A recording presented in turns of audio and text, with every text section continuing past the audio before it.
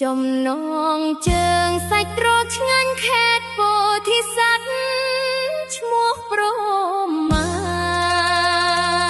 ចំណងជើ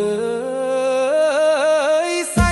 សាច់ត្រកឆ្ងាញ់ខេត្តពោធិសត្វឈ្មោះព្រមាតំណងបត់ត្រឹមខ្មែរសប្បាយរីករាយ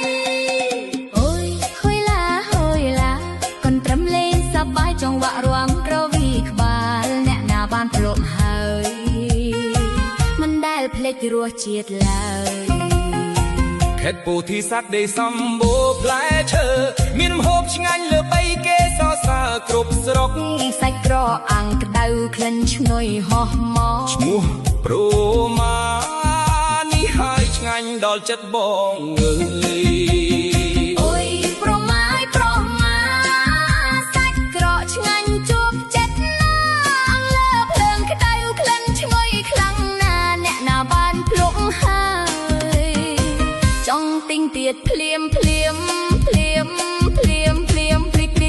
សាច់ស្រស់លាយគ្រឿងធ្វើដោយដៃជំនាញរសជាតិអែមប្រៃឆ្ងាញ់គ្រប់ពេលម៉ោងញ៉ាំជាមួយបាយក្តៅឬក៏ជាមួយបបលហុងជួបជុំមិត្តភក្តិសប្បាយពេញទំហូបអូយព្រមាឈ្មោះល្បីទូទាំងពោធិសត្វណាអ្នកដំណើរឆ្លងកាត់តែងឈប់ទិញយកទៅផ្ទះព្រោះរសជាតិឆ្ងាញ់មិនងាយរកដូចឡើយ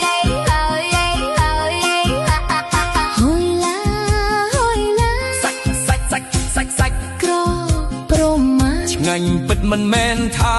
ពីខេត្តពោធិសត្វល្បីដល់គ្រប់ទីសាអ្នកណាបានភ្លក់ហើ